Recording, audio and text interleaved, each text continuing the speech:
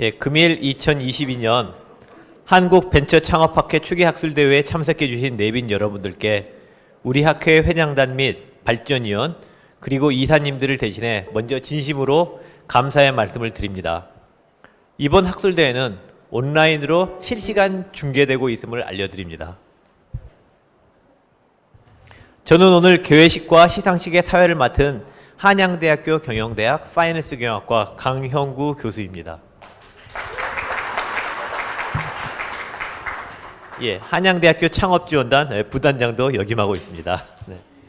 지금부터 2022년 한국벤처창업학회 추계학술대회 개회식을 시작하도록 하겠습니다. 네. 먼저 국민은혜가 있겠습니다. 모두 단상에 마련된 태극기를 스크린에 있는 태극기를 향하여 네. 일어나 주시기 바랍니다. 네. 국민의 의례가 있겠습니다. 먼저 경례.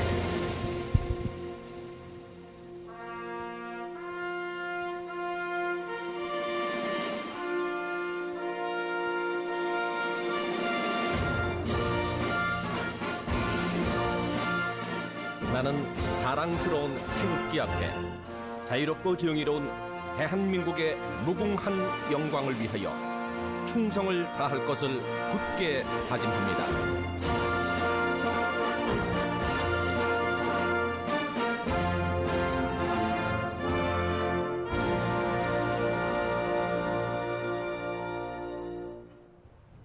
바로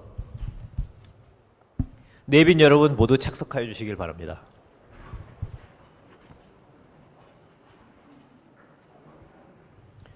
먼저 2022년도 한 해 동안 우리 한국벤처창업학회가 메이저 학회로 성장할 수 있도록 이끌어주고 계신 한국벤처창업학회 전성민 회장님의 개회사가 있겠습니다.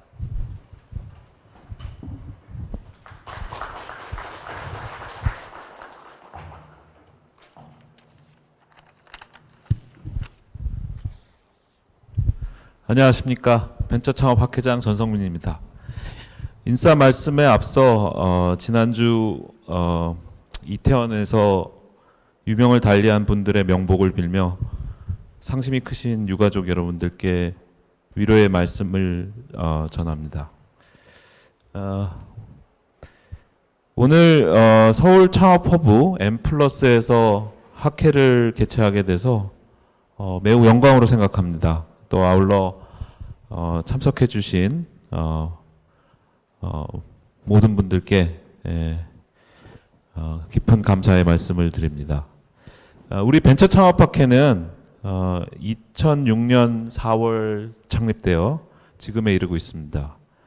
1,700여 명의 회원을 유치하고 명실공히 창업 스타트업 분야의 대표 학회로 자리매김하고 있습니다. 이는 모두 전임 회장님들의 리더십으로 이루어진 결과라고 생각합니다.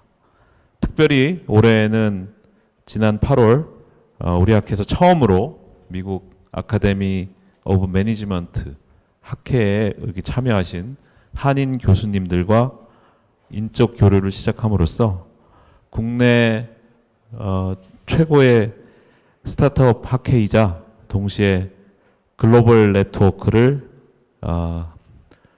갖게 되는 큰 계기를 마련했다는 점에서 큰 자부심을 느끼고 있습니다. 이번 학술대회는 불확실한 경제 상황에 맞춰 불확실성 시대의 스타트업 혁신 방안이라는 주제로 학계와 업계 전문가들이 모두 모여 스타트업 혁신 방안을 제시하고자 합니다. 추계학술대회 성공적인 개최를 위해 후원해 주신 서울산업진흥원, 한국엑셀러레이터 협회, LG사이언스파크, 그리고 협찬해 주신 메가스터디, NC소프트, 넥슨, NHN, IBK 기업은행, 네오뉴트라, 블루오션 투자자협회, 와이나처, AI엔젤클럽에도 감사의 말씀을 드립니다. 특히나 이번 학술대회 준비해 주신 변상의 명예회장님, 전임 회정단 그리고 조직위원장을 맡아주신 신진호 차기 회장님, 이일한 편집위원장님, 이우진 학술위원장님, 강영구 총무이사님, 신임 장용성 글로벌 분과장님, 학회 임직원님들한테 특별한 감사의 말씀을 드립니다. 이번 개최되는 추계학술대회가 앞으로 스타트업을 육성하고 성장하는 데 큰 도움을 주는 계기가 되었으면 좋겠습니다. 앞으로도 우리 학회가 스타트업 분야의 선도 학회로서 지속적으로 발전할 수 있도록 학회 여러분들의 지속적인 관심과 격려를 부탁하겠습니다. 자, 이제 우리 오늘 학회를 개시하도록 하겠습니다. 감사합니다.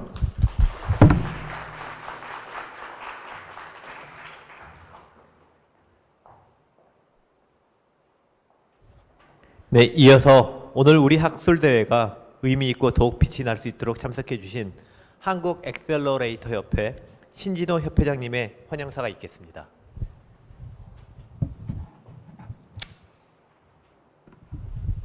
네, 반갑습니다.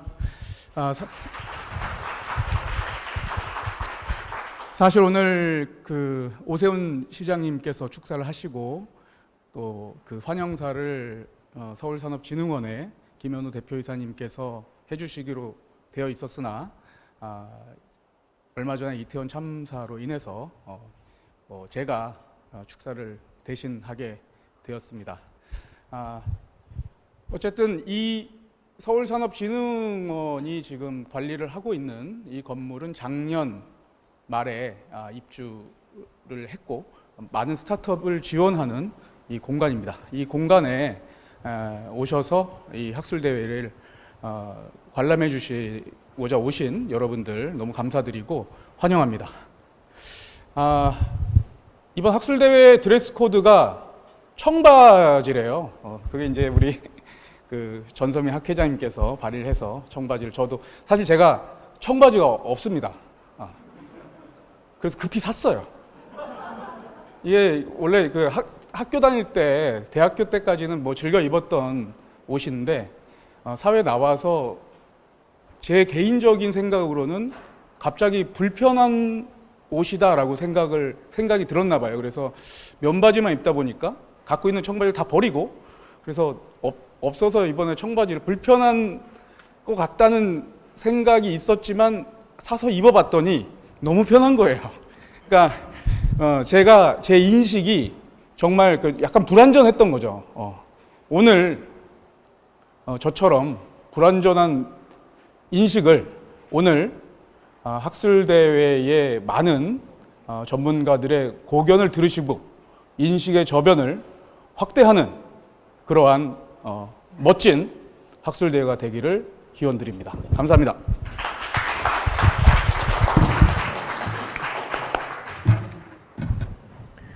네, 이어서 2022년도 한국벤처창업학회 추계학술대회 창업대상 시상식이 있겠습니다. 오늘 시상하는 상에 대해서 잠시 여러분들께 안내 말씀을 드리도록 하겠습니다. 벤처창업진흥대상은 벤처창업진흥을 위해 공로가 있는 기관에게 드리는 상입니다. 혁신기업가 대상은 비즈니스 모델 이노베이션을 통해 기업 발전과 고용 창출에 공로가 있는 기업인에게 드리는 상입니다. 기업가 정신 대상은 뛰어난 기업가 정신을 발휘하여 창업에 성공하신 기업인들께 드리는 상입니다. 수상자 여러분들이 단상에 오르실 때 내빈 여러분들께서는 뜨거운 박수로 맞이해 주시기 바랍니다. 네, 그럼 먼저 창업대상, 벤처창업진흥대상 수상이 있겠습니다. 2022년 창업대상, 벤처창업진흥대상 수상자는 서울산업진흥원이 선정되었으며 대표이신 김현우 대표이사님께서 수상을 하시겠습니다. 김현우 대표이사님께서 다른 일정으로 인하여 부득이하게 불참하시어 서울창업허브 M+ 센터장이신 박기태 팀장님께서 대리수상을 진행하도록 하겠습니다. 네. 시상은 한국벤처창업학회 회장님이신 전성민 회장께서 수고해 주시겠습니다. 큰 박수 부탁드리겠습니다.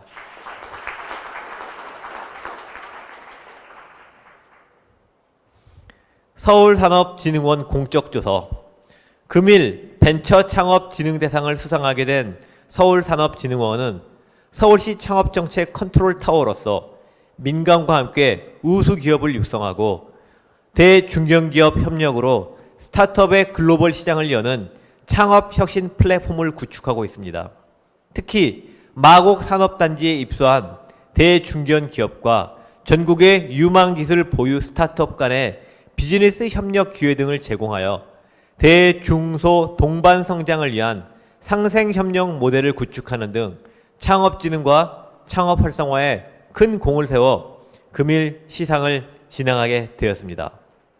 그럼 바로 창업대상, 벤처창업진흥대상 시상을 진행하도록 하겠습니다. 한국벤처창업학회 창업대상, 벤처창업진흥대상 서울산업진흥원 김현우 대표이사님.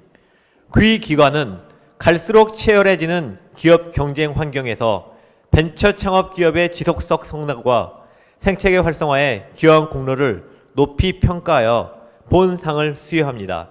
2022년 11월 4일 사단법인 한국벤처창업학회 회장 전성민.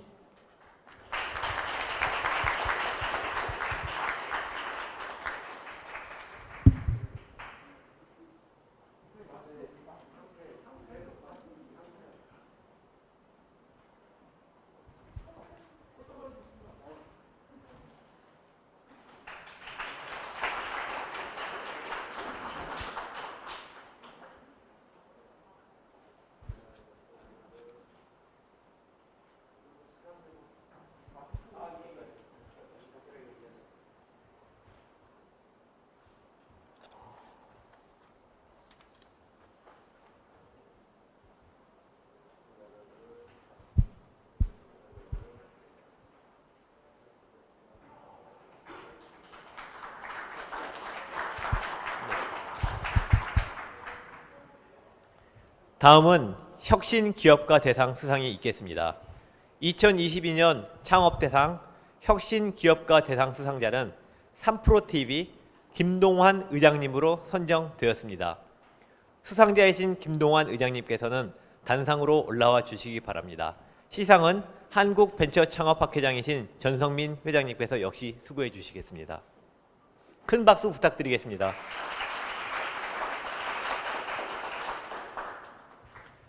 금일 혁신기업가 대상을 수상하게 된 3프로TV 김동환 의장님은 플랫폼을 전략적으로 활용하여 대중이 접근하기 쉬운 방식으로 경제 콘텐츠를 제작, 유통함으로써 일반 대중과 전문가 집단 간의 금융, 경제, 시장에 대한 정보 격차를 해소하고 있으며 이를 통해 금융에 대한 대중의 저변을 확대하고 국내의 건전한 투자 문화 조성에 기여하고 계시기에 금일 학회 구성원 모두의 존경과 감사의 뜻을 모아 그간의 공로를 기리고자 합니다. 그럼 시상을 진행하도록 하겠습니다. 한국벤처창업학회 창업대상 혁신기업가 대상 3프로TV 김동환 의장님. 귀하는 도전적인 기업가 정신과 지속적인 기업 혁신을 통해 국내 경제 성장과 고용 창출에 기여한 공로를 높이 평가하여 본상을 수여합니다. 2022년 11월 4일 사단법인 한국벤처창업학회 회장 전성민.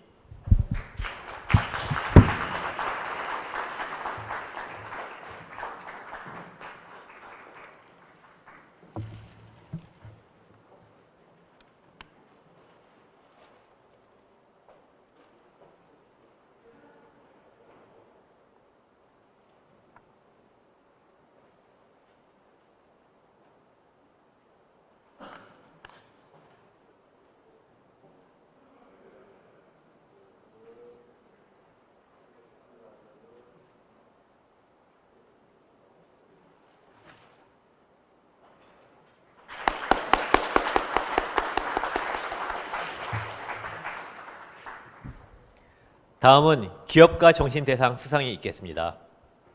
2022년 창업대상 기업가 정신대상 수상자는 AI 엔젤클럽 최성호 회장님으로 선정되었습니다. 수상자이신 최성호 회장님께서는 단상으로 올라와 주시기 바랍니다. 큰 박수 부탁드립니다.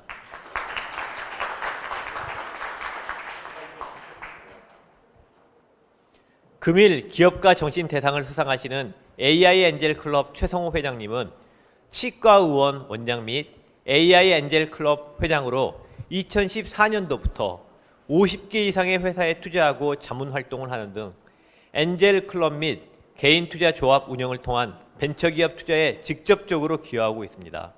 또한 다수의 엔젤 투자 강의, 멘토링을 통한 엔젤 투자 활성화에도 기여하고 계십니다.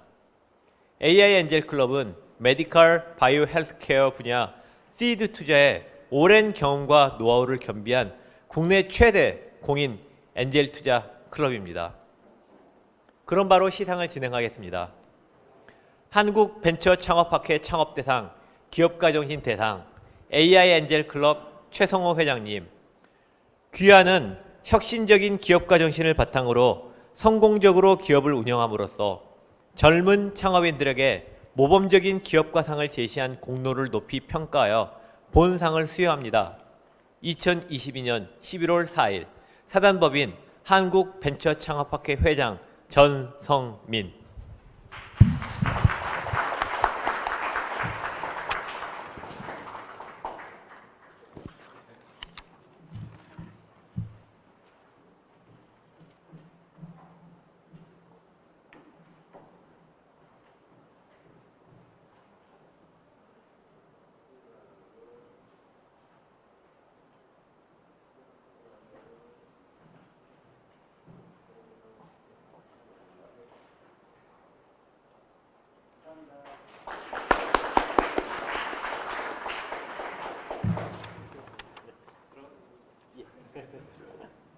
예, 다시 한번 모두 축하해 주시기 바랍니다.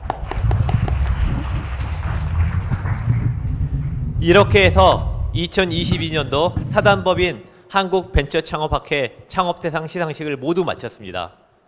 다음은 그동안 국내외 창업 생태계 성장에 기여하신 오늘의 수상자분들께 소중한 수상소감을 부탁드리도록 하겠습니다.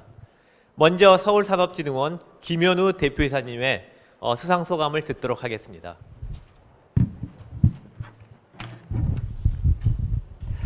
안녕하십니까. 저는 이곳 서울 창업허브 엠플러스를 맡고 있는 박기태 팀장이라고 합니다.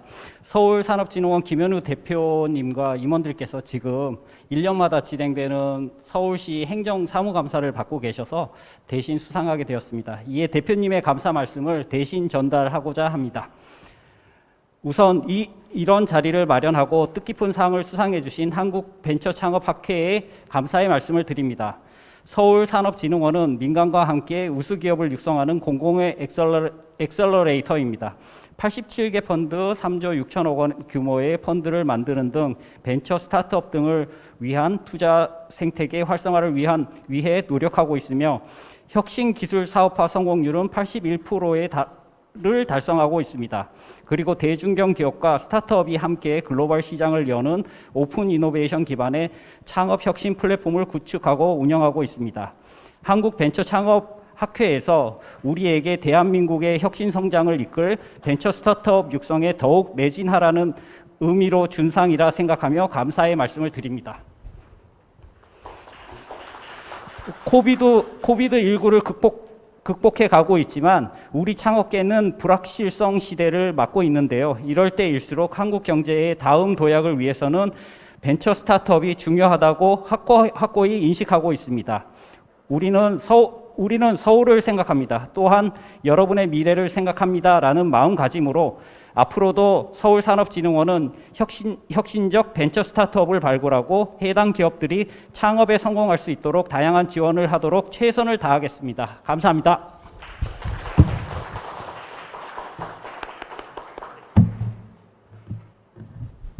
이어서 3프로TV 김동환 의장님 수상 소감을 듣도록 하겠습니다.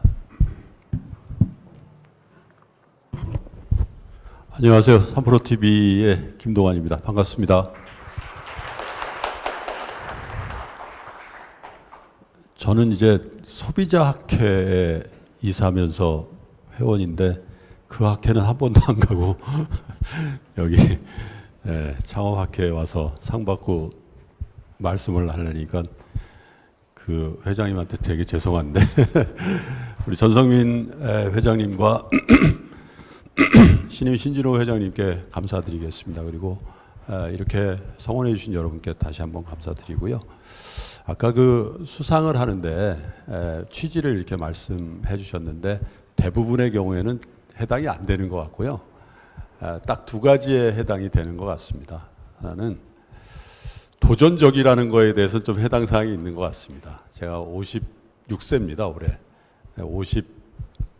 51세 창업을 했다고 해야 되나요? 2018년도에 창업을 했으니까 상당히 도전적이고 이제 내년 1월 17일이면은 이제 3프로 TV와 그 전신인 경제의 신과 함께를 방송으로 송출한 지 딱 5년이 되는데요. 그 5년이 지난 시점에서 저는 또 무엇을 해야 될지에 대해서 굉장히 여러 각도로 생각하고 있고 그 일이 어떤 일이든 간에 다시 저는 후배들에게 모범이 되는 그런 도전을 또 해야 되겠다라는 생각을 하고 있는데 이렇게 상을 주셔서 그런 도전 의식에 또 한 번의 자극제가 된 것 같고요. 저희 3프로 TV는 2018년도에 창업할 때 종업원이 없었습니다. 저희 3명이 다 주주이자 창업자로 시작을 했는데 그해 8월에 여의도로 사무실을 옮기면서 첫 번째 고용을 개발자 4명으로 했습니다. 그리고 지금까지 고용을 늘려서 계열사 포함해서 150명 정도를 고용하고 있습니다. 그러니까 상당히 많은 젊은이들과 함께 일하는 거죠. 그래서 앞으로 3프로 TV의 존재의 의미는 여러 가지가 있겠습니다만은 아까 말씀하신 것처럼 이 정보의 비대칭성을 해소하면서 우리나라 투자자들이 가장 스마트해지는데 이익을 담당하는 기업으로서의 존재 가치도 있겠습니다만은 기업의 경영자로서 또 창업자로서의 의미는 이 고용을 유지하고 고용을 확대하는 게 가장 중요한 가치라고 생각합니다. 그래서 늘상 말씀드립니다만은 경영의 가장 큰 제가 멘토로 생각하는 미국의 JP 모간의 제이미 다이먼 회장이 항상 말씀하시는 최고 경영자의 가장 큰 덕목은 재무제표를 건강하게 하는 것이다 라는 것을 저는 경영의 모토로 생각하고 굉장히 솔리드한 그런 재무제표를 만드는데 진력해 왔습니다. 그 결과가 150명의 고용이라고 생각합니다. 그래서 앞으로 여러분들의 기대에 계속 부응하면서 더 많은 고용을 하고 더 많은 혁신을 하는 그런 기업이 되도록 열심히 노력하겠습니다. 상을 주셔서 감사합니다. 고맙습니다.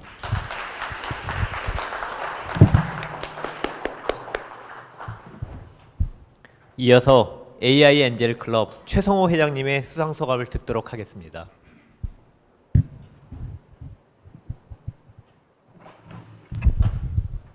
안녕하십니까. 저 AI 엔젤 클럽 회장이면서 최성호 치과의원 원장인 최성호입니다. 제가 상을 받아본 적이 있긴 하지만 이렇게 소감이 있는 상은 받아본 건 처음이라서 제가 이제 말주변이 별로 없고 또 앞에 두 분은 워낙 준비도 하셨고 또 우리 김동완 프로님 같은 경우에 원래 방송을 많이 하시니까 제가 좀 많이 떨더라도 좀 이해를 해주고요. 아마 이제 저도 그러니까 저 엔젤 투자자를 당연히 여기는 계신 분들은 엔젤 투자가 어떤 역할을 하는지 아실 것 같지만 엔젤 투자자는 전업으로 이제 투자만 하는 사람들이 아니라 이제 저처럼 일반적인 어떤 잡이 있으면서도 투자를 병행하는 사람들이거든요. 이게 이제 우리나라는 사실은 거의 없어요.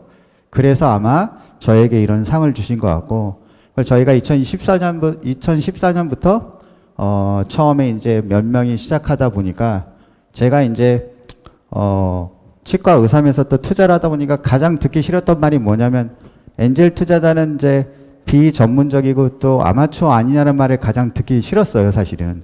그래서 가능하면 이제 전문적으로 조금이라도 더 하다 보니 그냥 열심히 하다 보니 사실은 조금 더 그게 전문화됐고 또 제가 이제 약간 조합을 운영하는 것도 됐고요. 또 이제 우리 클럽의 특징은 이제 엔젤 투자자는 이제 전문적인 기관 투자는 다르게 대표님들, 창업자들과 사실 밀접하게 릴레이션십을 갖거든요. 저희 이제 여기 이제 6층에 이제 입주되어 있는 저기 우리 피투자 회사의 대표님도 지금 잠깐 오셨는데, 네, 엘메카라는 회사고요. 여기도 저희가 2016년도부터 투자돼서 어저께도 저랑 통화도 하고 카톡으로 한참 이것저것 얘기를 했는데, 이게 아마 엔젤 투자의 가장 장점인 것 같습니다. 근데 이제 아직까지 근데 우리나라는 엔젤 투자자들이 많지 않아요. 이 엔젤 투자의 저변 확대를 위해서 저희는 이제 가족들, 그 다음에 피투자 회사들과도 계속 네트워크를 하고 있고요. 앞으로도 더 많이 투자도 많이 하고, 그냥 단순히 투자뿐만 아니라 어떤 좀 생태계를 좀 만들어가는데 좀 역할을 하라고 해서 저에게 이렇게 크나큰 상을 주신 것 같습니다. 네, 다시 한번 뭐 감사드린다는 말씀밖에 할 게 없을 것 같고요. 감사합니다. 열심히 하겠습니다.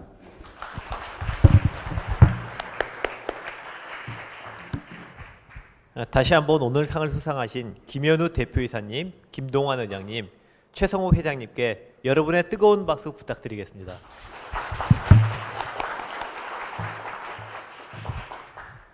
이로써 2022년도 한국벤처창업학회 추기학술대회의 개회식과 창업대상 시상식을 모두 마치겠습니다. 침체기 경제 현황과 대응 방안이란 주제로 3프로TV 김동환 의장님께서 기조 발제를 시작하도록 하겠습니다. 의장님 부탁드리겠습니다.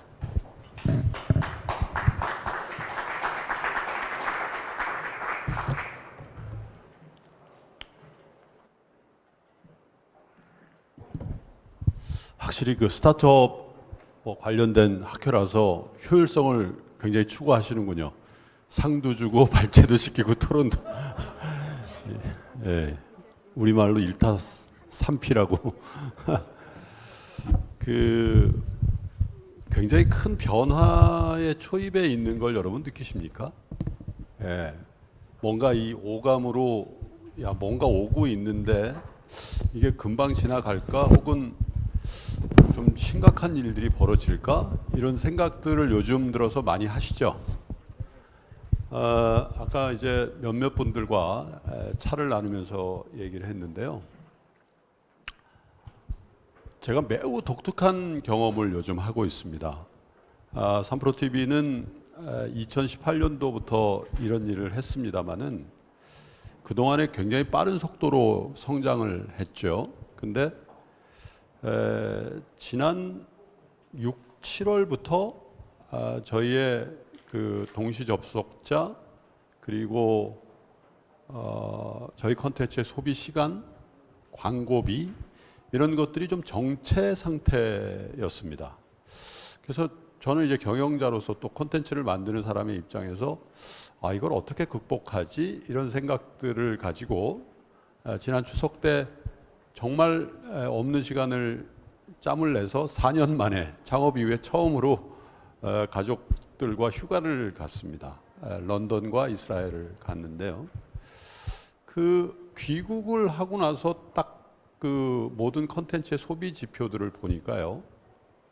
믿을 수 없는 일이 벌어지더군요. 뭐냐면 8월 말 대비해서 9월 달에 저희 컨텐츠의 소비 시간과 저희 컨텐츠의 조회수, 방문자 수, 하물며 유튜브로 받는 그 광고비가 정확히 2배가 된 거예요. 그래서 희한하다. 이런 일을 제가 경험해 보지 못했기 때문에 작년 12월 달에 대선 후보 때 잠깐 경험해 본 이후로 희한하다 그런 생각이 했는데 지금 11월 초니까 9, 10, 11 두 달 이상 그 상태가 유지되고 있습니다.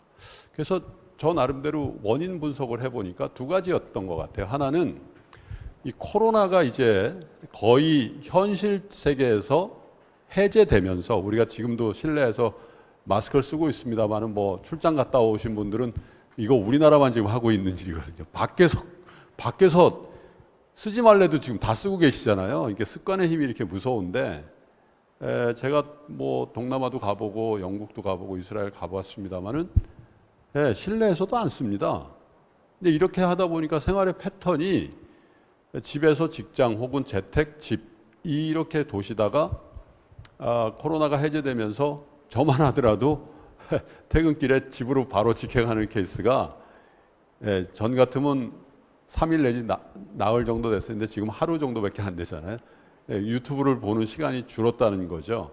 그런데 왜 우리는 2배가 점프업을 했을까 생각해 보니까 그만큼 바빠지면서 콘텐츠 소비를 합리적으로 하기 시작했고 그 합리성에 근거했을 때 대표 브랜드, 대표 콘텐츠를 봐야 되겠다라는 그런 생각들을 하신 것 같아요. 딱 그 시점부터 그렇게 바뀐 걸 보니까. 그리고 하나는 제가 말씀드린 지금 우리가 경험하고 있는 이 불확실성의 확대가 굉장히 우리로 하여금 긴장감을 갖게 하고 그 긴장감에 소극적이든 적극적이든 대응을 해야 될 텐데 어떻게 모색해야 될까를 3프로TV의 컨텐츠를 소비하시면서 찾고 계신 거 아닌가 그런 생각을 했습니다. 그거 아니면은 별로 이제 설명을 할 수 없을 정도의 추세의 변화를 경험을 해서요.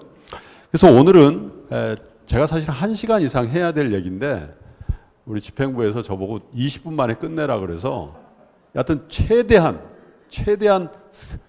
요점만 정리를 해서 몇 가지 말씀을 드리도록 하겠습니다. 제가 숫자를 몇 개 여러분과 다음 페이지 해주세요. 이게 안 되는 것 같습니다. 숫자를 몇 개 공유할 텐데 한번 맞춰 보시면 좋을 것 같습니다. 첫 번째 숫자요. 139만 8,242. 두 번째 52,816. 세 번째 109만 4,596. 빨리 하자니까 팍팍 내네요. 해주세요. 이게 1월 10일 날 미국에서 하루 코로나 확진자 수입니다. 믿어지십니까? 하루에. 근데 뭐 미국 경험해 보셨습니다만 회장님도 그러시고 이렇게 정밀하게 통계를 내는데 별로 재주가 없죠. 왜냐하면 이렇게 우리나라처럼 IT가 막 전국에 깔려 있고 방역이란 시스템이 이렇게 치밀하지 않으니까요. 두 번째, 최근에 10월 27일 지난주에 확진자 수입니다. 물론 52,000도 작은 건 아니죠. 그러나 130만, 140만에서 52,000. 실제로 없어졌고요. 저거는요. 10월 27일 기준으로 미국의 코로나를 직접 사인으로 한 사망자 숫자입니다, 여러분. 감이 오십니까, 여러분? 110만 명이 죽었다는 거예요. 직접 사인으로요. 어쩌면 간접 사인으로 훨씬 많은 분들이 죽었을 겁니다. 한국은 어떨까요, 여러분? 한국도 정확한 통계를 제가 갖고 오진 않았습니다만 올해 작년 가을부터 올해 봄 사이에 제가 태어나서 가장 많은 조문을 했고 가장 많은 조화를 보냈고 가장 많은 조의금을 낸 것 같습니다. 여러분들도 아마 비슷하실 거예요. 그 얘기는 뭐냐면 갔을 때 코로나 때문에 우리 어머니 돌아가셔서 이런 분 없죠. 그런데 대체로 별 지병 없으신데 80대에 돌아가셨습니다. 이런 케이스가 굉장히 많으실 거예요. 간접적인 겁니다. 실제로. 정확한 사인은 아닐지라도. 그런데 미국 역사 250년 동안에 미국이 행한 전쟁터에서 사망한 미국 사람이 여러분, 평상시에 퀴즈를 냅니다만은 140만 명이 죽었답니다. 독립전쟁부터 시작해서 남북전쟁, 2차 대전, 뭐 한국전, 베트남전, 아프가니스탄, 이란, 이라크, 남미의 여러 가지 전쟁에 개입했죠. 그런데 그 역사 통틀어서 140만 명이 죽었는데 지금 110만 명이 죽었고 지금도 코로나로 죽고 있습니다. 그러니까 2022년 11월 초에 마스크를 쓰고 있습니다만 저와 여러분들이 이렇게 오프라인으로 만나서 얘기를 하고 있다는 것 자체가 저와 여러분 모두 대단한 일을 하신 거고 사실 지금까지는 여기 계신 분들의 비즈니스의 성과와 관계없이 저와 여러분들이 승자입니다. 서로 격려하는 박수를 한번 하십시오. 그래서 지금 우리는 제가 포스트 코로나 얘기를 하고 있습니다만 어쩌면 위드 코로나, 위드 포스트 코로나의 시대를 살고 있다 이렇게 정의를 할 수 있겠습니다. 다음 숫자 몇 개를 좀 더 보여주시죠. 8.2% 또 3.959. 이건 뭐 상상하실 수 있을 겁니다. 미국의 미국의 CPI 소비자 물가 지수입니다. 지난 9월 거 이것도 좀 내려온 거죠. 우리가 피크아웃이라고 얘기를 합니다만은 9%대. 그리고 저거는 업데이트가 조금 늦었습니다만 지금은 4.1 수준인데 미국 정부가 발행한 10년 만기 국채의 연수익률입니다, 여러분. 야, 근데 뭐 8.2% 가지고 그러냐? 특히 여기 여성분들 뭐 마트를 가거나 뭐 이 장을 보러 가 식탁 물가 이런 거 보면 뭐 80% 오른 것도 많은데 여러분 이게요 40년 만에 처음 경험하는 겁니다. 그러니까 적어도 여기 계신 분 대부분의 경우에는 우리가 성년이 돼서 경험해 보지 못한 인플레이션, 물가의 상승을 지금 우리가 경험하는 겁니다. 40년 만이라고요. 그러니까 제가 56세니까 제가 고1 때 이후에 처음 경험하는 인플레이션을 우리가 미국도 한국도 영국도 전 세계가 경험하는 겁니다. 그러니까요, 이게 잘 될 수가 있겠습니까? 40년 만에 처음 경험하는 거라는 얘기는 이 인플레이션의 최종적인 치료자, 그게 어디입니까, 여러분? 미국의 중앙은행 연준이잖아요. 이 연준에서도 처음 경험하는 거니까 이랬다 저랬다 이랬다 하면서 갈팡질팡 하는 거죠. 그게 사실은 금융시장의 이 불확실성을 굉장히 고양시키고 있는 겁니다. 예를 들면 영국 같은 경우에 한 달 전에 무슨 일이 있었죠? 영국의 통화 가치가 폭락을 하잖아요. 금리가 폭등을 하죠. 영국의 그 많은 펜션 펀드 이것들이 다 도산한다라는 얘기가 나왔죠. 왜? 이상한 정책 하나를 한 겁니다. 안 그래도 인플레이션인데 돈을 푸는 감세 정책을 딱 발표하자마자 시장이 요동을 치지 않습니까? 그래서 총리가 44일 만에 댁으로 가셨잖아요. 예전 같으면 상상할 수 없는 일이죠. 그런 정책 하나.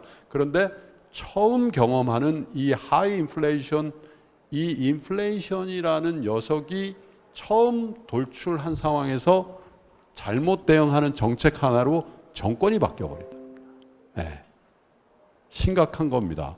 영국의 수상이 바뀌는데 여러분들의 비즈니스에는 어느 정도 영향을 미칠까요? 한번 생각해 보십시오. 대영 제국의 실질적인 통치자를 집으로 보낼 정도가 인플레이션이 주는 영향인데 여러분들이 하고 계시는 스타트업이나 여러분들이 하고 있는 비즈니스 모델에는 그냥 지나가겠습니까? 엄청난 영향을 주고 있고 그런데 여러분들이나 저나 그걸 잘 체감하지 못하고 그냥 지나갈 것이고 그냥 나하고는 관계없으리라는 헛된 기대를 하고 있는지도 모릅니다. 금리가 4%가 넘는다는 것도 마찬가지입니다. 저게요 1년 반 전에 얼마였냐면 0.5%였습니다. 4% 이자가 무슨 0.5%가 4%가 됐다는 얘기는요. 예를 들면 5%였다면 얼마죠? 5, 8, 2, 40. 40%가 됐다는 얘기잖아요. 제 오늘 그 핸드폰으로 무슨 뉴스가 들어온지 아십니까? 모 은행이 발행한 달러 표시 후순위채의 금리가 달러 기준으로 16%라고 저한테 들어왔습니다. 우리나라 시중은행이. 그 채권을 사시면 그 은행이 만약에 약속을 안 지키지만 않는다면 여러분들은 몇 년 동안 연 16%의 달러 이자를 받으실 수 있다. 상상이 되십니까, 여러분? 그 은행은 원래 3%대 발행하는 은행입니다. 여러분들은 얼마의 대출을 받으실 수 있으시겠어요? 그 은행이 물론 후순위채지만 16%입니다. 이게 작은 변화일까요, 여러분? 매우 심각한 변화가 이미 제가 한 달 반 전인가요? 우리 엑셀러레이터 협회 그 모임 때 아마 비슷한 얘기를 했는데 아까 어떤 분이 그러시더군요. 김 의장님께서 얘기한 그 상황이 지금 훨씬 더 구체화됐고 심각해져 있네요. 그렇죠. 그때 제가 그런 말씀 드렸죠. 초입에 와 있는지도 모릅니다. 이런 말씀을 드렸잖아요. 인플레이션의 시대. 그냥 낭만적인 말씀으로 이해하시면 큰일 납니다. 숫자를 몇 개만 더 보여드리겠습니다. 89불, 547 린민비죠.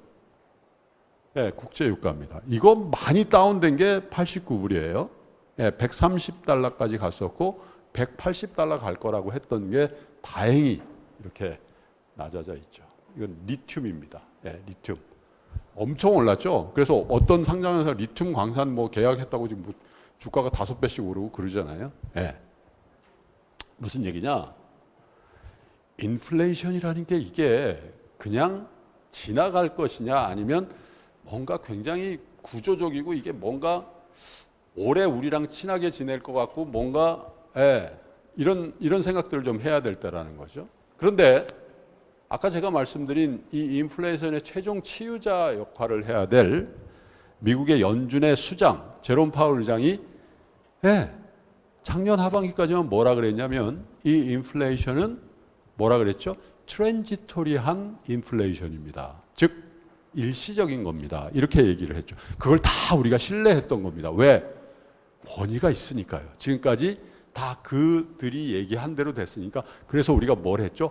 와, 벤처기업에 투자해주고 주식을 사고 소비도 하고 그랬던 거잖아요. 근데 올 1월에 이분이 말을 확 바꿔버리죠. 아, 이거 일시적인 거 잘못됐네요. 구조적인 겁니다. 주가가 폭락하죠. 사실 이 벤처 생태계가 얼어붙은 게 사실 그 말 한마디로 바로 캘리포니아서부터 돈이 안 돌기 시작하더니 바로 한 달 만에 태평양을 건너서 한국의 테헤란 밸리, 판교 밸리에 돈이 안 돌기 시작한 바로 이 인플레이션에 대해서 미스리딩한 걸 고백한 이후부터 그렇게 된 거죠. 그렇지 않습니까, 여러분? 무슨 컬리가 뭐 몇 조였는데 지금 그러시잖아요. 상장 모두 다 취소되고 유예되지 않습니까? 그게 어디서 나온 건가요, 여러분? 인플레이션. 40년 만에 온 인플레이션이 금리를 올리고 그 금리가 금융시장을 어지럽히고 결국 벤처 생태계의 치명적인 이른바 돈맥 경화를 만들고 있는 거죠. 여기에 연구자든 아니면 창업자든 투자자든 다 해당이 되시잖아요. 여러분들의 생업에 엄청난 영향을 주고 거기다가 최근에 그런 얘기를 하죠. 아, 구조적인데 한 발 더 나가서 무슨 어떤 구조적인 스티키한 구조적인 스티키 끈적끈적한 인플레이션 이렇게 얘기를 하잖아요. 그리고 어제 새벽에 뭐라 그랬습니까? 단호하게 계속해서 긴축 정책을 이 인플레이션한 녀석이 물러갈 때까지 할 수밖에 없다라고 고백하니까 바로 나스닥이 폭락해 버리잖아요, 여러분. 무슨 피봇이 뭐죠, 여러분? 탁탁해서 뒤로. 금리 정책의 선회를 기대했던 시장에 그냥 뺨을 팍 때려버리는 거죠. 나스닥이 그렇게 빠진단 말이죠. 나스닥이 빠진다는 건 사실 스타트업 생태계는 그거보다 몇 배 충격을 더 주는 일이죠.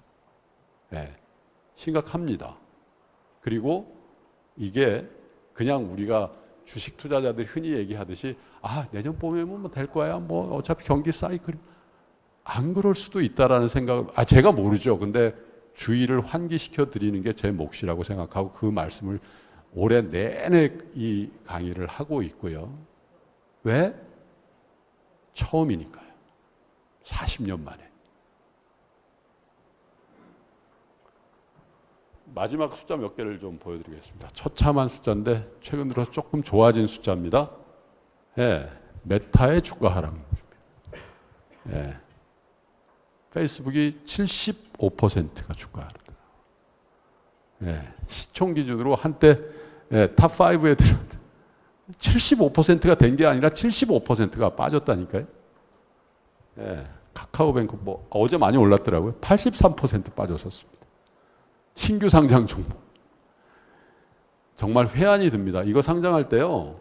제가 사회를 봤는데 애널리스트 2명을 불러다가 이 주가가 합당하냐를 가지고 토론회 사회를 제가 봤는데 누가 이겼냐. 누가 제가 판정할 때는 이 주식의 가격이 합리적이라고 주장했던 거품을 물었던 그분이 이겼던 것 같아요. 분위기는. 왜? 이거 뱅크 아니거든요. 플랫폼이거든요. 그걸로 밀어붙였어요. 근데 1년이 지난 다음에 이걸 플랫폼으로 생각하는 분이 있습니까? 손 들어 보십시오. 카카오, 뱅크 써있네. 뱅크네. 은행인데 왜 이렇게 비싸? 이렇게 된 거잖아요. 그때는 왜 카카오만 보이고 그때는 뱅크는 안 보였을까요?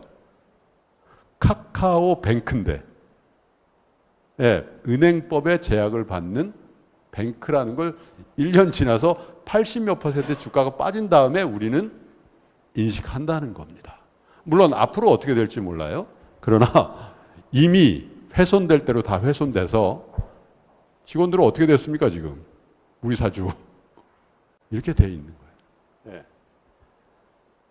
큰형 네이버도 역시 65%. 네. 그런데 여기서 여러분 한번 생각해 보십시오. 제가 아까 미국의 안전자산 수익률, 무위험자산 수익률이 4%가 됐다라는 말씀 드렸죠. 그러면 한번 생각해 보십시오. 우리가 페이스북 안 합니까? 저도 아마 여기서 상 받은 거 딱 자랑하려고 페이스북에 바로 올릴걸요? 차 타고 가다가. 예. 여러분 카카오 안 쓰세요? 네이버 들 쓰십니까? 근데 왜 주가가 이렇게 됐죠? 예, 밸류에이션이죠, 밸류에이션. 밸류에이션 왜? 1년 전과 지금의 밸류에이션 차이가 왜 이렇게 차이가 나야 될까요? 바로 금리죠. 이런 주식들 통상 우리가 뭐라고 합니까? 성장주라고 하죠. 그렇죠? 여기 계신 창업자들은 다 성장주의 오너들이죠. 그죠? 성장주의 주인들 아닙니까?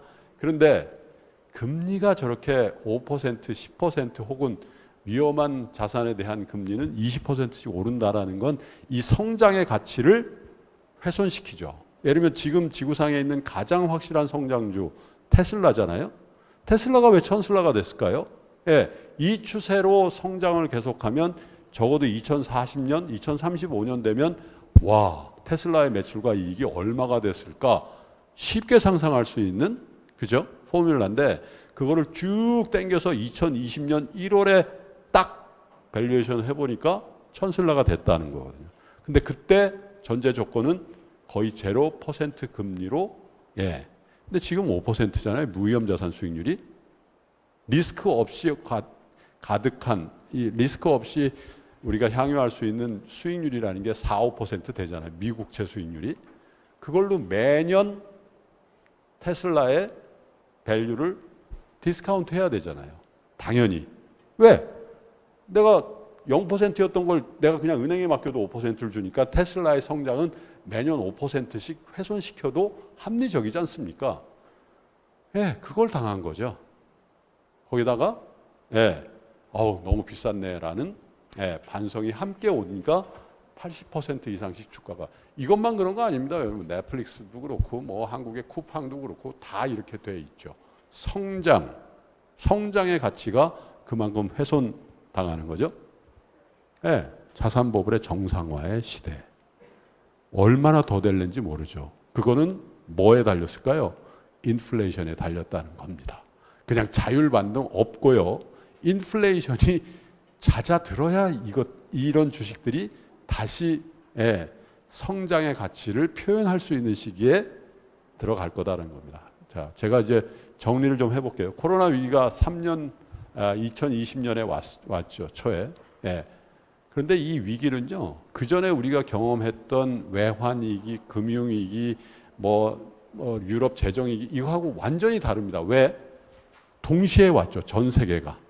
중국서부터 시작했는지 그거에 대해서 논란이 있습니다만 중국서부터 아시아, 미국, 유럽, 아프리카, 남미에 이르기까지, 호주에 이르기까지 전 세계가 한꺼번에 온 유일한 위기였습니다. 스페인 독감 이후에. 당황한 거죠. 네. 그런데 한 가지 우리가 교훈이 있었습니다. 모든 위기의 특효약은 돈이었다는 걸 아는 거죠. 2008년도에 경험했기 때문에. 그래서 유동성을 푼 겁니다. 미국의 연준. 그런데 2008년도에는 미국만 풀었죠. 근데 전 세계적으로 같이 오다 보니까 전 세계적으로 풀었습니다. 그리고 사실은 훨씬 더 많이 푼 게요. 이게 복지와 연결이 되면서 재정도 푼 겁니다. 금융위기 때는 통화만 풀었거든요. 중앙은행만 풀었는데 이번에는 재정과 통화를 같이 푸는 거죠. 그래서 여러분들도 2020년 6월인가요? 20만 원씩 잘 받아 쓰셨잖아요. 그죠? 예. 그게 유동성이란 말이에요. 미국은 5천 불씩 받았었거든요, 여러분. 예, 트럼프 사인이 들어간 체크를. 엄청난 돈을 뿌렸습니다. 동시에. 그러니까 전혀 다른 반응을 보인 거예요. 원래 왜 유동성을 풉니까? 와, 코로나가 오니까 경제 활동이 중단되고 락다운이 걸리니까 야, 세계가 이 불경기로 절멸되겠네. 그래서 부스팅 하려고 돈을 뿌렸더니 예, 뭐가 나왔어. 술 먹고 여행 가고 스포츠 관람하고 예, 크루즈 타야 될 사람들이 다 소비를 한 거죠. 뭘 통해서? 모바일과 인터넷을 통해서. 뭘 바꿨습니까, 여러분? 집이 TV 많이 바꿨고요. 예, 집에서 TV 편하게 보려고 소파도 샀고요. 재택하려니까 예, 맥북도 사고 그 맥북 올려둘 체어도 의자도 사고 책상도 사고 그런 거잖아요. 그 안에 다 뭐 들어갑니까, 여러분? 다 반도체 들어가는 거죠. 반도체 특수가 우리나라 상대적으로 잘 버텼다는 게 그런 이유죠. 펜트업 디맨드, 보복 소비가. 예, 여러분 그것만 왔겠습니까? 여러분들이 평상시에 사고 싶어 했던 그 물건들 없어서 못 사는 사회가 됐잖아요. 예. 예를 들면 현대백화점 3층에 있는 롤렉스 매장에 롤렉스가 없잖아요. 실제로 제일 VIP 손님은 롤렉스를 차고 다니는 손님이 아니라 롤렉스 들어왔다고 전화 받는 사람이라는 거 아닙니까? 회장님 못 받으셨나 보세요. 저도 못 받았습니다. 예. 예. 여러분 예를 들면 샤넬백을 살래도 줄을 서야 되는 거죠. 그죠? 실제로 샤넬 어떤 매장에는 신발 같은 경우에 2켤레씩밖에 안 팔았습니다. 한국에서도. 그러니까 온라인으로 대행하는 업체들이 예, 유니콘이 되겠다고 막 나오는 거 아니에요. 반란 뭐 이런. 예, 수요가 폭발하니까요.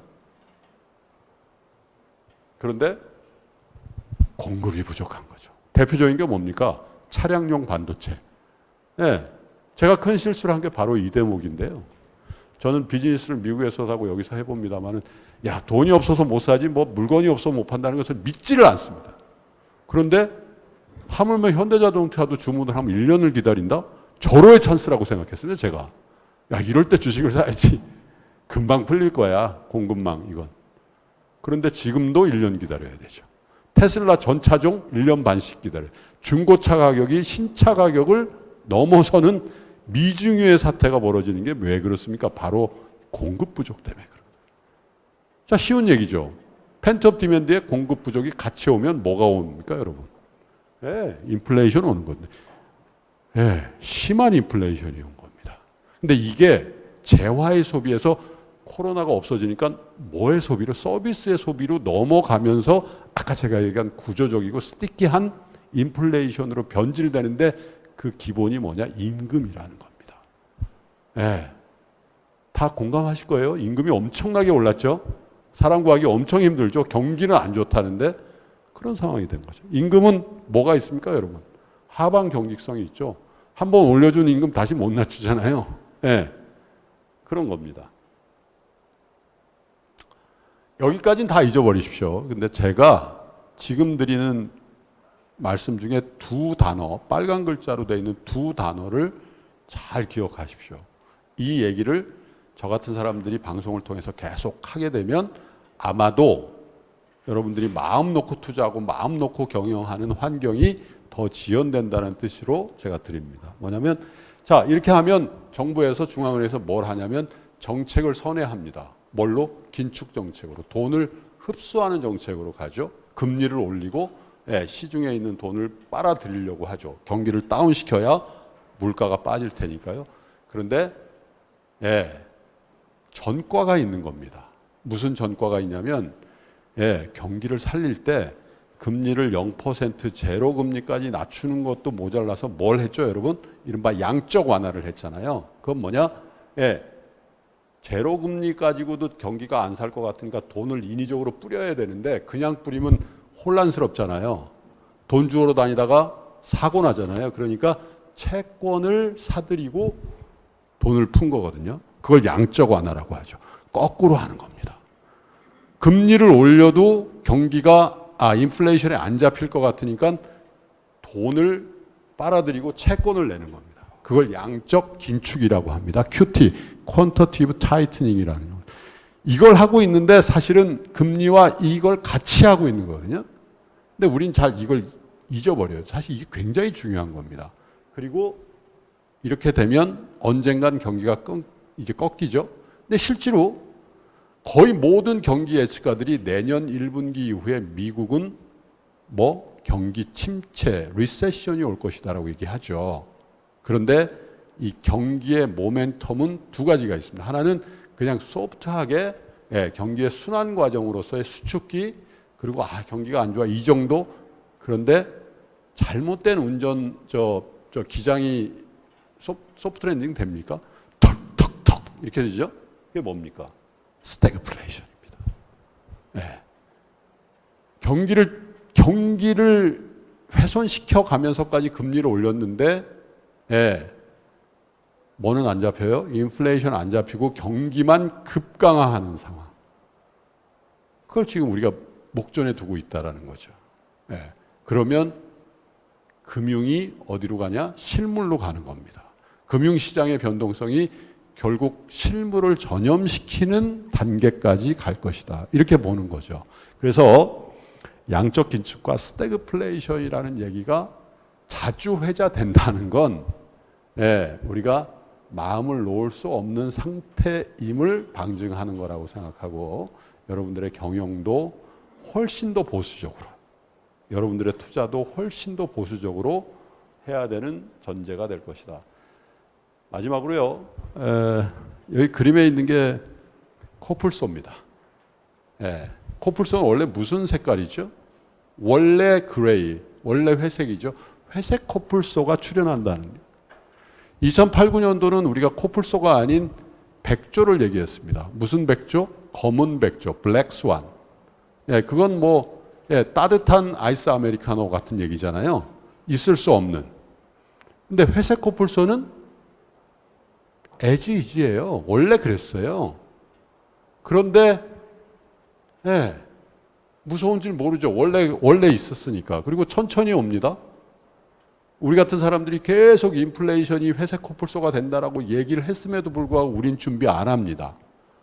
여러분, 이 인플레이션에 대해서 준비하고 계신 분들이 누가 계세요? 계세요?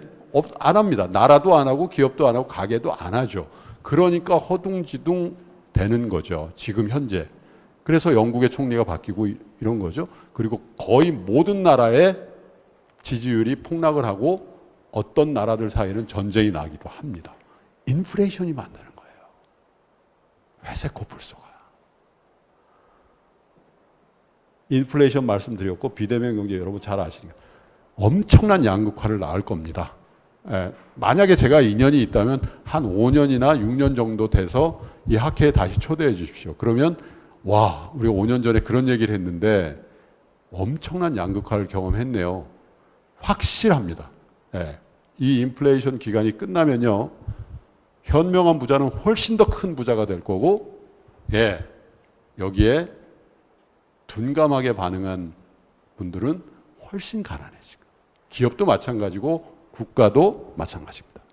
자산 가격은 훨씬 더 큰 변동성을 보일 거고, 우리 사회는 굉장한 불안정성을 가지게 될 겁니다. 지금 경험하시잖아요? 안전하다고 생각하세요? 안정감이 있으세요? 아니시죠?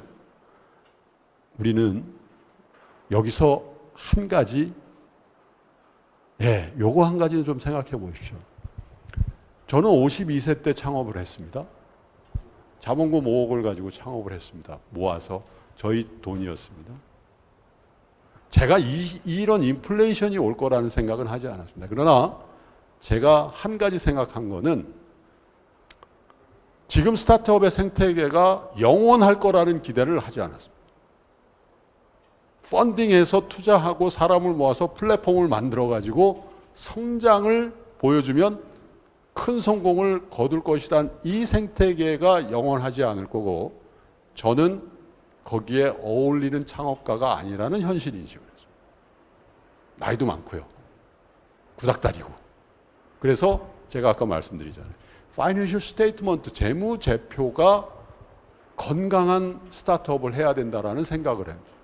그래서 무차입을 했고, 그리고 펀딩을 받았습니다마는 보통주로 받았고, 그리고 2019년부터는 한 달도 적자를 보지 않고 조그만 돈이지만 쌓아가면서 경영을 했습니다. 그 결과가 예, 150명을 고용하는 결과를 낳았습니다. 앞으로 어떻게 될지 모르겠습니다. 그러나 이 기간을 한번 여러분들의 비즈니스를 하는 생각의 체계를 바꾸는, 왜냐하면 이런 인플레이션 구간, 저성장과 함께 인플레이션 구간에 전 같은 캐시플로우 없는, 혹은 전 같은 펀딩의 구조를 기대하면서 비즈니스를 하면요,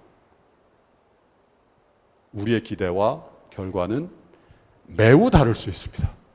그걸 우리가 지금 한 1년 가까이 경험하고 있지 않습니까? 물론 사이클이 돌아서 다시 인플레이션이 물러가고 저금리가 되고 다시 캐시가 넘쳐나는 지구촌이 될 수도 있습니다. 그러나 그렇게 안 될 수도 있습니다. 그러니까 우리는 적어도 중립적인 상태에서 여러분들의 비즈니스와 여러분들의 비즈니스 모델, 그리고 여러분들이 처해 있는 생태계를 생각하시고, 너무 마이크로한 여러분들의 비즈니스 모델과 여러분들이 속해 있는 생태계만 보지 마시고 매크로한 세상의 변화에도 귀와 눈을 여셔야 된다는 것을 마지막으로 말씀을 드리겠습니다.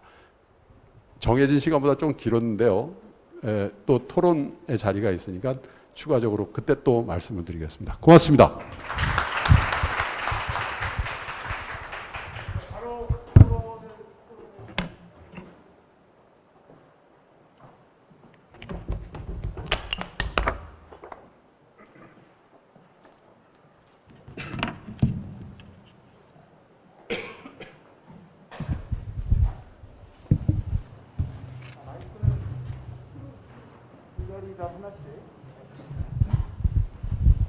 마스크는 벗어주시고요.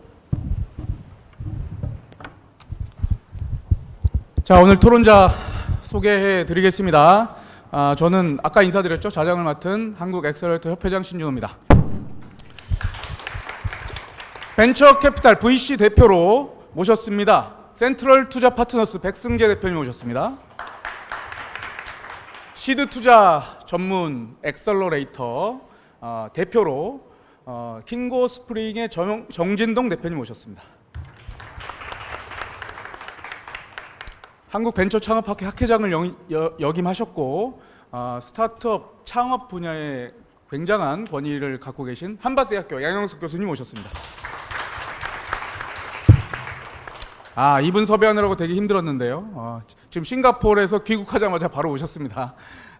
스타트업의 현황을 잘 말씀해 주실 아주 퀄리티 있는 기사로 유명하죠. 아웃스탠딩의 최용식 대표님 오셨습니다.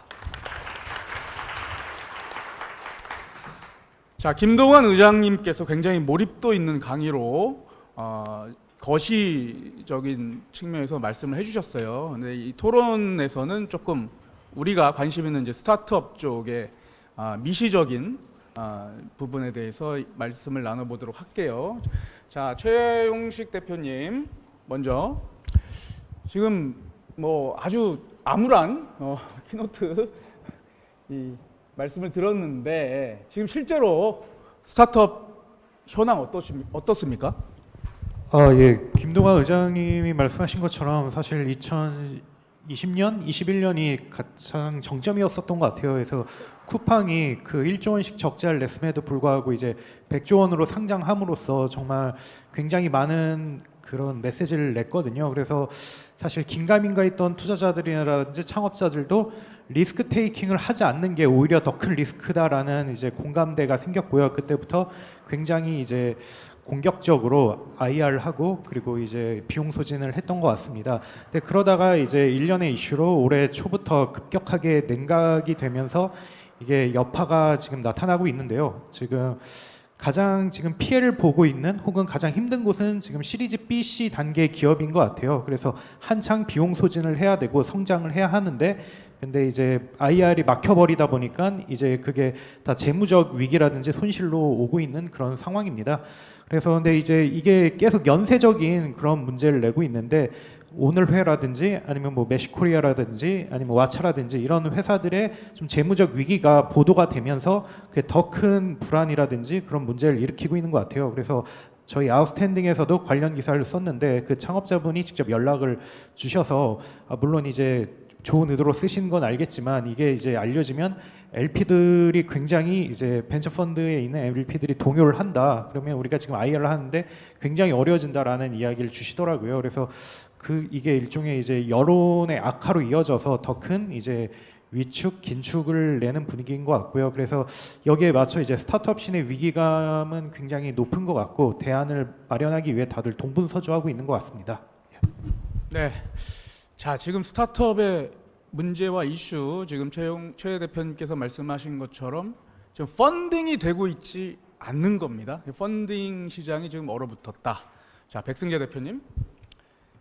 지금 벤처 캐피탈이 왜 투자를 잘 안 하는 겁니까? 일단 뭐 앞에서 너무 잘 말씀을 해주셔서 이제 거시적인 환경이 변화했다라는 게 무엇보다 큰 요인이고요. 그리고 두 번째로 뭐 좀 미시적으로 들어가면은 저희 LP 분들이 대부분 캐피탈사나 아니면 금융기관 분들인데 그분들이 자금 조달 금리 자체가 많이 상승을 했어요. 그래서 기대 수익률을 갖다가 당연히 더 아까 전에 말씀하셨지만 밸류에이션을 낮출 수밖에 없고 그러면은 저희 출자에도 영향을 미치게 됩니다. 그래서 민간 부문은 사실은 출자 자체가 하반기에는 거의 뭐 동결됐다라고 봐도 과언이 아니고 그다음에 저희가 투자를 하는 관점에서도 그래서 하반기에 거의 투자를 갖다가 자제를 하고 있어요. 저희 회사 같은 경우도 사실은 뭐 20억 단위, 뭐 10억 단위 뭐 이런 식으로 시리즈 A 단계에서 이제 들어가던 것들도 좀 더 쪼개봐야 되지 않냐 뭐 이런 식으로 좀 얘기들을 하고 있고 뭐 더 큰 회사들 같은 경우는 사실 시리즈 B 아까 전에 말씀하신 시리즈 C 이런 경우는 하반기에 거의 투자 업무를 안 하고 있는 심사역들도 좀 있는 그런 실정입니다. 그래서 내년도에 그렇다고 해서 이게 투자를 갖다가 모두들 안 한다 이런 건 아니고 좀 더 신중해졌다라고 좀 보는 게 맞을 것 같고요. 아마도 거시환경 변화에 따라서 이 투자를 갖다가 좀 선별적으로 집행하지 않을까 그렇게 생각하고 있습니다.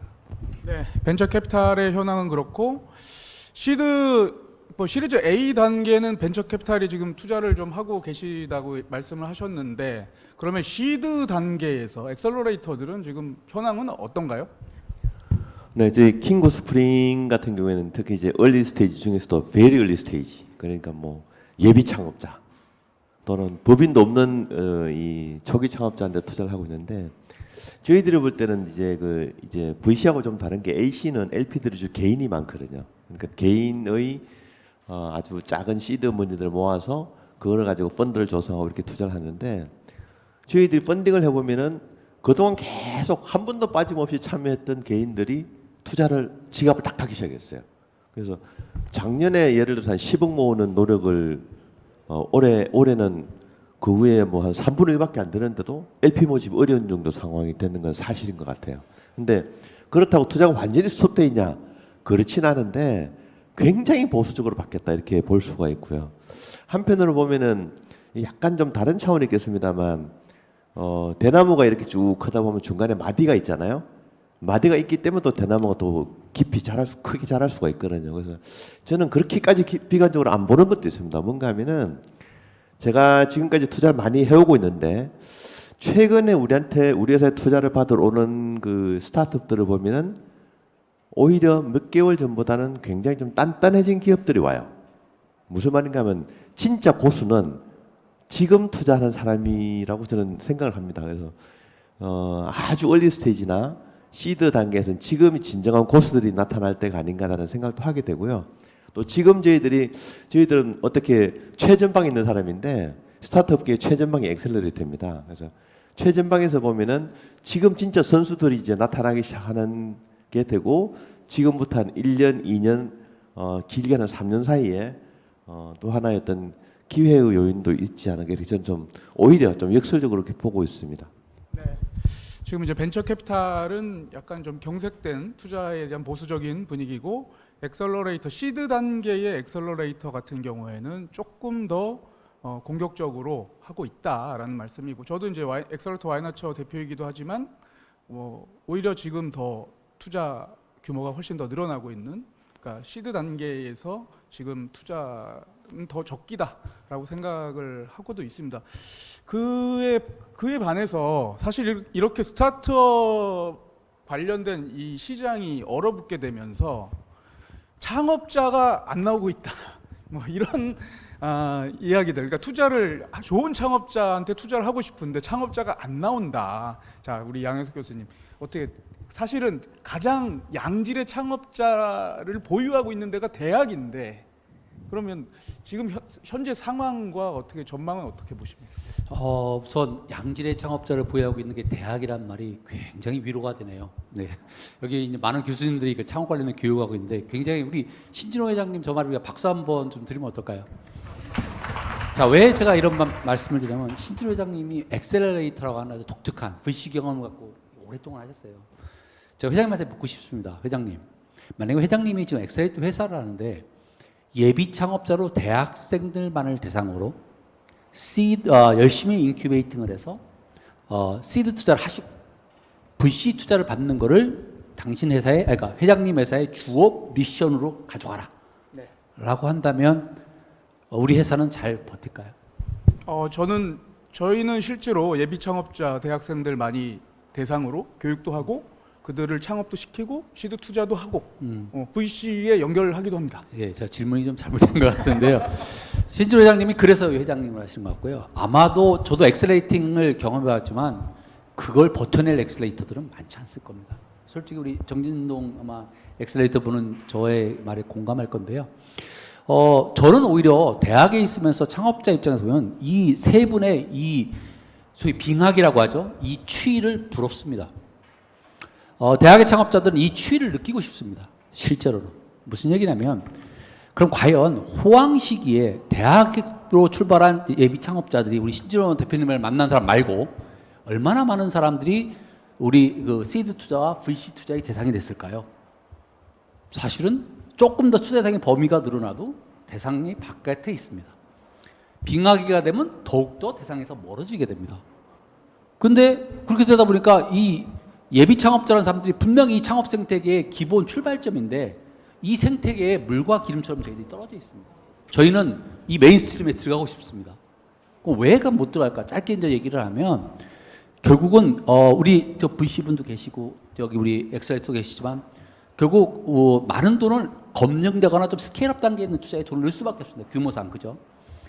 그래도 요즘 많이 이제 총기 투자 펀드라고 해가지고 창업자들한테 돈을 투자하지만 뭘 보고 투자하십니까? 라면 이렇게들 말씀하시죠. 사람 보고 투자한다. 팀, 사람 보고 투자하니까 대학에 있는 창업자들 굉장히 희망이 있죠.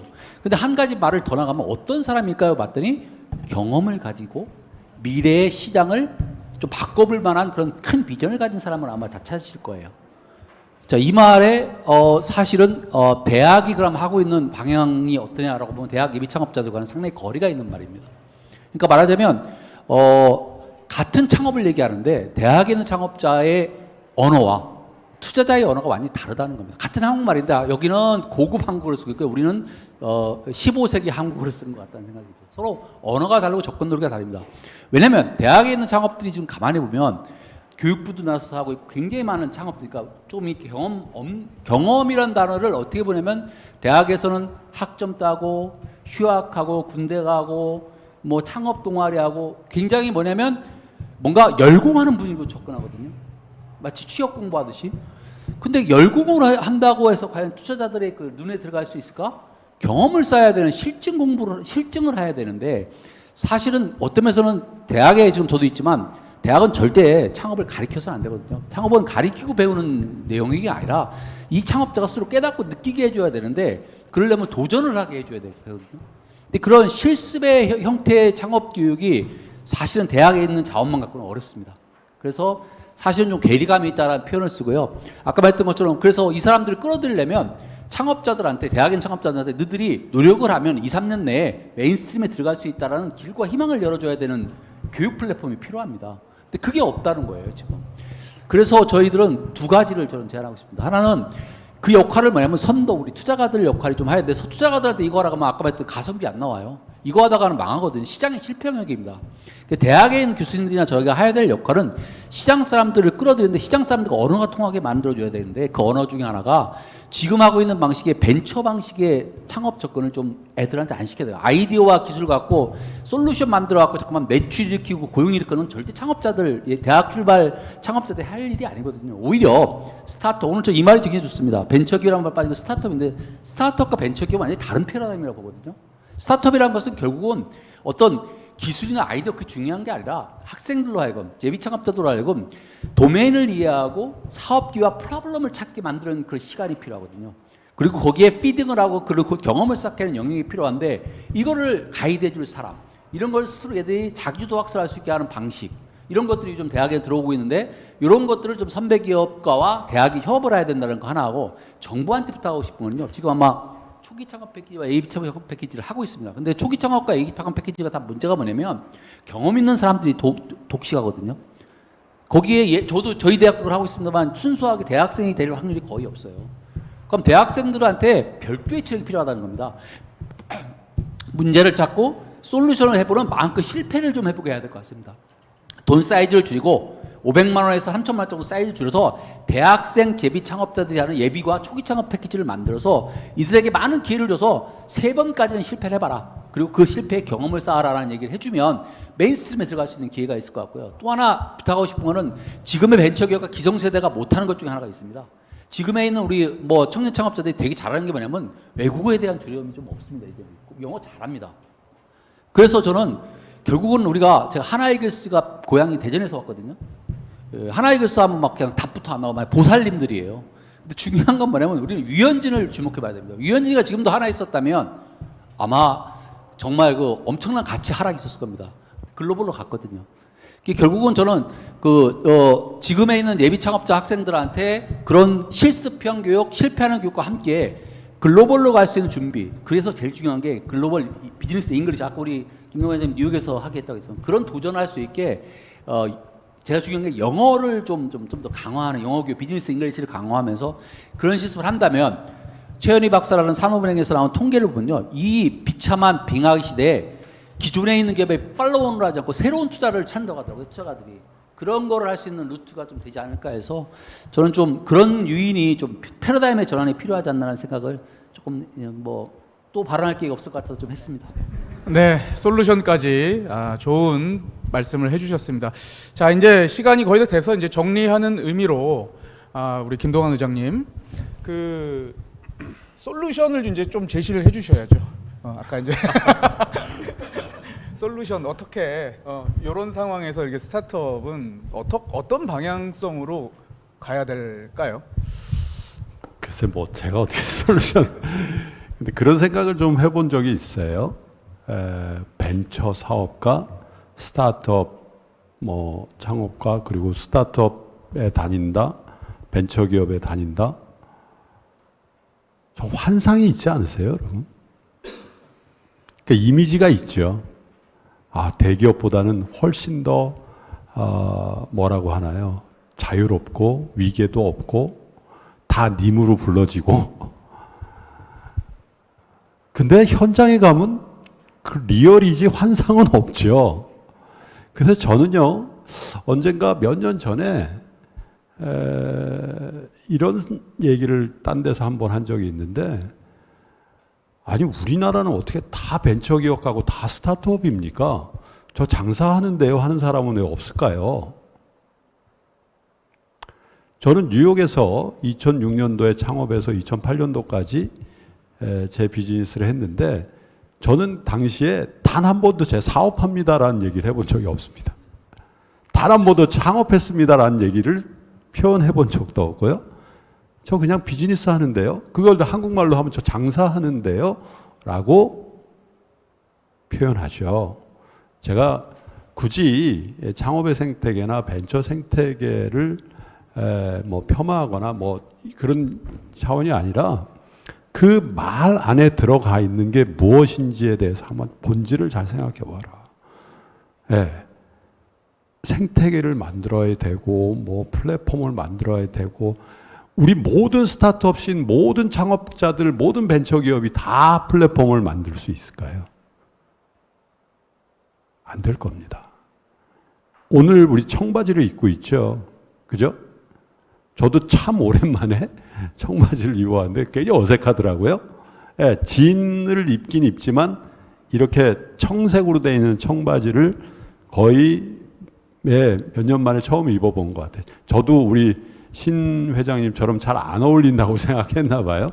그런데 여러분, 이 리바이스 스트라우스란 회사는 1850년, 제 기억이 맞다면 1850년에 샌프란시스코에 창업을 했죠. 골드러시 시대에 모든 사람이 노다지를 캐려고 골드러시를 할 때에 독일계 유태인 이 스트라우스 리바이스 형제는 이 후줄근한 사업을 시작했습니다. 근데 지금도 여기 계시는 대부분의 청바지 착용자들은 그 형제들이 만든 브랜드를 입고 있지 않습니까? 우리의 스타트업과 우리의 벤처기업 생태계도요, 어쩌면 모든 사람들이 플랫폼을 만들어서 모든 사람들이 새로운 생태계를 만들어서 노다지를 캐려는 그 비전, 그것 의미 있죠. 그런데 장사하는 사람들의 입장에서 보면 야, 절로 가는데 내게 필요하겠는데, 저거 하는데 나 필요하겠는데, 저거 하는데 쫀쫀하게 돈 많이 벌 수 있겠는데, 돈을 벌어낼 수 있는가? 고용을 창출하면서 과연 매출을 늘리면서 이익을 낼 수 있는가가 비즈니스의 본영 아닙니까? 근데 우리는 우리 머릿속에 스타트업을 그렇게 그리고 있는지요. 결과물로 나온 플랫폼들, 페이스북, 구글, 아마존, 하물며 이런 것들, 이런 큰 성취가 우리가 생각하는 스타트업의 창업의 목표. 뭐 그렇게 되면 얼마나 좋겠어요. 그런데 과연 1850년에 스트라우스 리바이스가 청바지를 만들어서 금광을 향해 가고 있는 사람들에게 코치역에서 그걸 팔 때에 어떤 생각을 했을까? 불현듯 청바지를 입고 여기에 오면서 제가 생각한 우리의 창업의 정신은 어쩌면 그런 리얼한 현실감에서 출발해야지 더 서스테이너블하고 더 오랫동안 고용을 할 수 있는 기업이 될 수 있지 않을까, 그런 생각을 좀 해봤습니다. 네. 감사드립니다.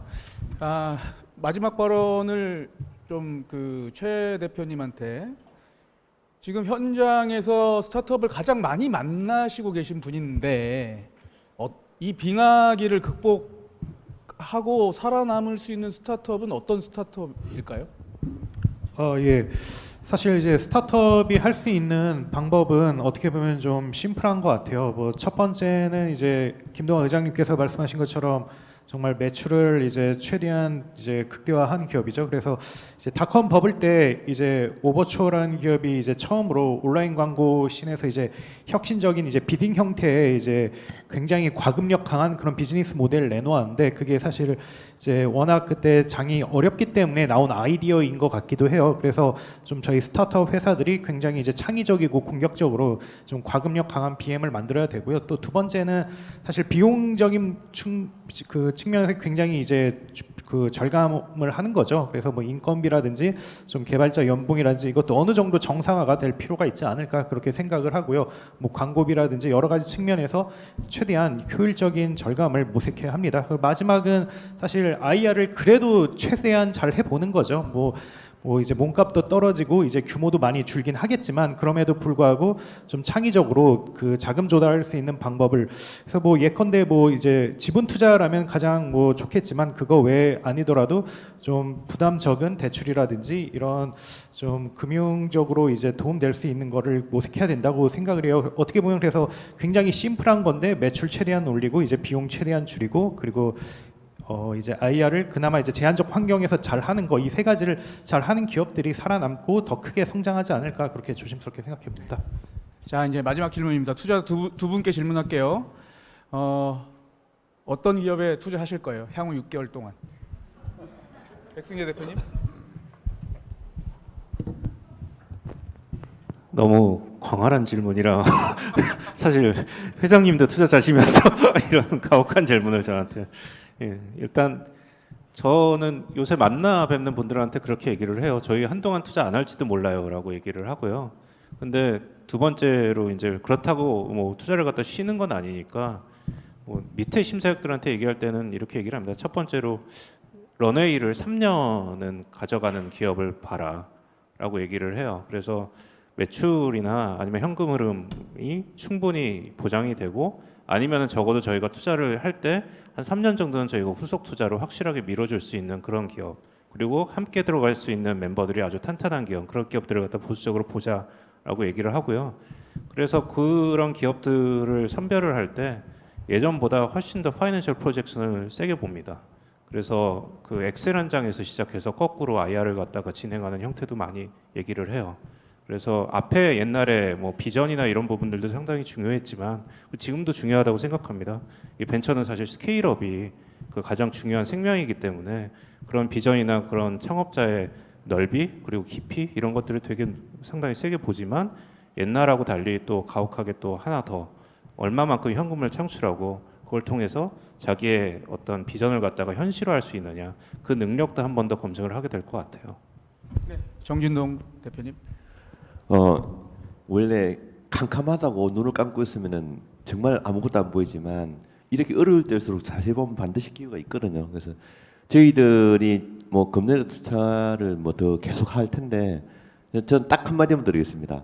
스타트업들이 프로덕트 마켓 핏이 저는 가장 중요하다고 생각해요. 그래서 제가 좀 별로 안 좋아하는 CEO들은 뭔가 하면은 예를 들어서 어떤 뭐 대회 나가서 입상을 한다든가 또는 뭐 파워포인트를 뭐 쉽게 만든다든가 또는 말을 아주 현란하게 한다든가 이런 것보다는 또는 뭐 솔직히 말씀드리면 정부가 이제 너무 의존한다든가 이런 거 말고 가장 프로덕트 마켓 핏이 잘 되는 회사를 제가 가장 선호합니다. 그래서 예를 들어서 작지만 의미 있는 매출로 이제 시장에 검증이 된 회사라든지 그러면 사실은 법인이 없어도 저희 투자합니다. 사실 저희들은 3년 이하 기업에 많이 투자를 했기 때문에 그 기업들을 몇 년 동안 들여다보면서 오히려 말도 좀 어눌하게 하고 자료도 좀 이상해 보이는데 시장에 필요한 아이템은 반드시 성공하더라고요. 성공하고 아까 우리 양행석 교수님도 말씀하셨습니다만 저는 조금 약간 다른 생각 가지고 있는데 저는 교원 창업이라든지 대학생 창업에 투자를 많이 했거든요. 그리고 상당히 좀 성공을 좀 거두고 있다고 생각하는데 그분들도 굉장히 많은 레포트보다는 시장에 가까이 가 있는 회사, 시장에 가까이 가 있는 회사가 있습니다. 예를 들어서 그런 분일수록 깊은 이해들이 있어요. 보면은 이렇게 사실 이야기 해보면 알거든요. 안다는 게 제가 저를 만난 CEO 중에 제가 한번 오늘 온다 그래서 계산을 한번 해봤어요. 그랬더니 5%. 제가 20개 회사를 만나면 하나를 투자하는 거예요. 쭉 보면은 그러면 그 거꾸로 얘기하면은 굉장히 많은 기업을 제가 만났다는 얘기 아닙니까? 근데 보면은 시장에 대한 이해가 높은 회사는 불경기가 됐던 더 심한 문제가 있어도 반드시 성공합니다. 타이밍 같은 게 있기 때문에. 그래서 지금 아까 우리 의장님께서 저 코로나로 그 화두를 던져주셔가지고 사실은 한 말씀만 더 드리면 타이밍이거든요. 결국 생각해 보세요. 3년 전에 마스크 누가 신경 썼습니까? 근데 마스크 가지고 대박 치는 사람도 있거든요.